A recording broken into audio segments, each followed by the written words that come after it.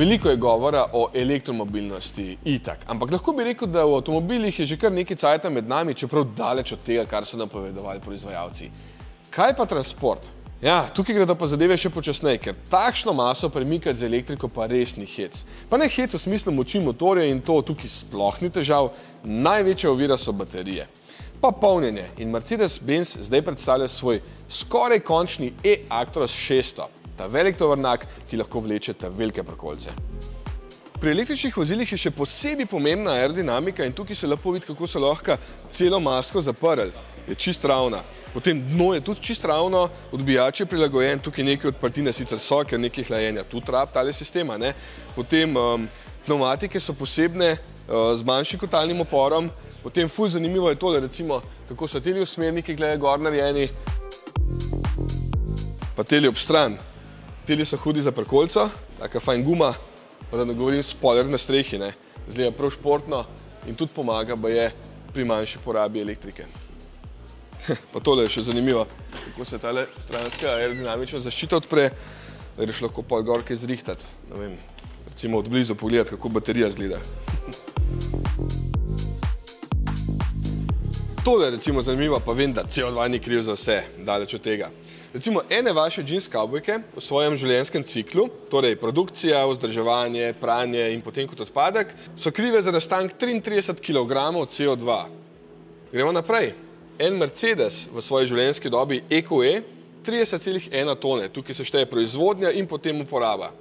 Tovornjak, Mercedes e-Actros 600, 168 ton v celi življenjski dobi. Potem pa gremo naprej. 10-krat več vsak dan Googlova iskanja. Še, bom rekel, enih 6-5-krat več, recimo kot to. En obisk tekme v Bundesligi. Vsi obiskovalci 7753 ton. Samo ena nogometna tekma. To pa je.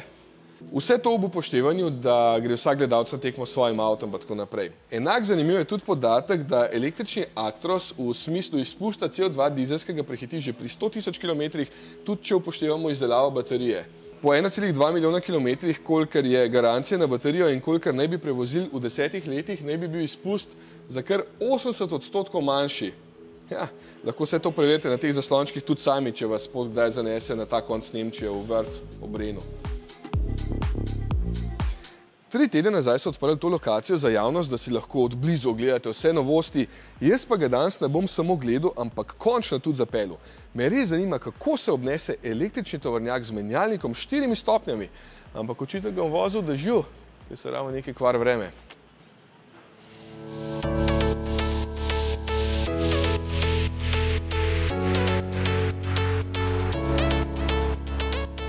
Kabina je seveda ustvarjena na novo, ker mora biti čim bolj aerodinamična za dober izkoristek, obenem pa tudi lepo zvočno zatesnjena, ker tukaj slišiš samo tam nek kompresor, spodaj kolesa in veter, pa dobro, zdaj je majčkeno dežek pada.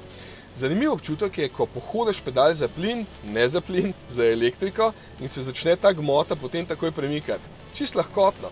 Podoben občutek je potem tudi na cesti, vse je odzivno, tiho, takšen gladek občutek je, kot da ves čas nežno drsiš in s sabo vlačeš, ne vem, vse tiste pošiljke, ki ste jih včeraj naročili na spletu, a pa vse tiste platoje pijače.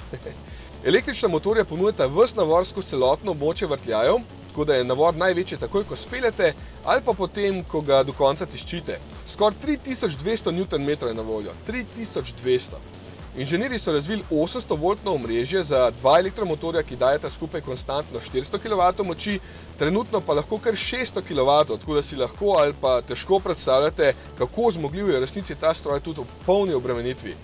Sploh se to pozna pri vožnji v klancu, ko mu dejansko ne zmanjka moči, problem je edin, da se bo takrat baterija verjetno kar majčkeno hitreje izpraznila. Zato so razvili Predictive Powertrain Control, da bi čim bolje izkoristili topografijo terena, prometne znake in potek ceste, ker potem vozniku s tempomatom pomaga pri boljšem izkoristku energije. Veliko bolj uporabna novost vsaj za električni tovornjak pa je seveda rekuperacija, ker lahko nastaviš 5 stopenj, tudi takšno, ko voziš samo z enim pedalom in pri tem se res pozna, da lahko na ta način dosežeš veliko bolj učinkovito porabo. Dober, pri mestni vožnji sploh, ampak tudi dolgi avtocestni klanci so naporni gor, dol pa ne rab zavore, ampak lepo shranjuje energijo nazaj v ogromno baterijo. V resnici so baterije 3. Vsaka ima po 207 kWh, torej skupaj kapaciteto kar 621 kWh. 4,5 tone tehta baterija, pas to. Litij železofosfatna tehnologija je uporabljena in zaenkrat omogoča polnjenje 400 kW, kasneje pa bo na voljo nov standard polnjenja skrb 1000 kW, torej 1 MW. To omrežje seveda še razvijajo, ampak bo baje kar kmalu že na voljo. In kaj še lahko rečem? Nič, prijetno je. Kljub temu, da zdaj le tehtam več kot 40 ton. Ja, polno so ga naložili, zato da imamo res tiste ta prave občutke, kako pospešuje, kako zavira, kako se pelje.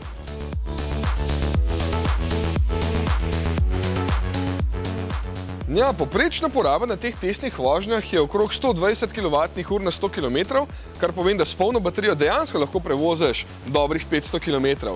Kaj pa potem, ko je treba zadeva napolniti? No, ravno zato je Mercedes tukaj čisto zraven svoje tovarne naredil tale polnilni park z različnimi polnilnicami, da stranke vidijo v praksi, pa tudi lahko se dotaknejo, kako te polnilnice izgledajo in kakšna je bila najbolj primerna za njihovo firmo. Tam recimo vidimo, da je močnostna enota ločena od same polnilnice, tukaj recimo je skupaj. Meni osebno se pa najbolj dopade ono, ko je potegneš dol iz stropa in tako kabli navisijo po tleh, pa še ni v napoto nobena taka zadeva, ker se lahko kakšen narodni tovornjak rvanja zaletel, ker to je ful drago. Vidim, da so tudi fajn zaščitili tole polnilnico, da ne bi kakšna strela pokvarila veselja. Poglejte te strelovode na strehi. Elektrika.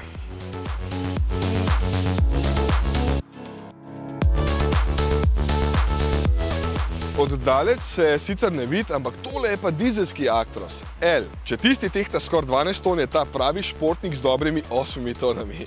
No, hotel sem povedati, da niti približno ne bo zdaj vse samo še na elektriko, ampak so bile tudi tukaj narejene izboljšave, največ na aerodinamiki. So with this new Pro cabin and the exterior and the aerodynamic improvements we made, we achieved an aerodynamic drag that is up to 9% lower compared to the previous or the predecessor of this vehicle.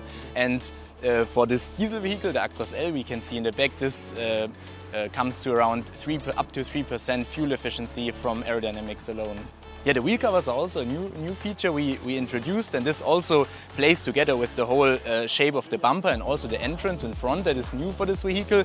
And what this does is it guides the airflow cleanly around the A-pillar and the bumper, and then together with this new wheel arch we have, we decrease the size of the opening. Together with this, when the airflow now is attached around this part, the wheel covers also help with airflow to guide it along the vehicle and reduce aerodynamic losses and turbulence.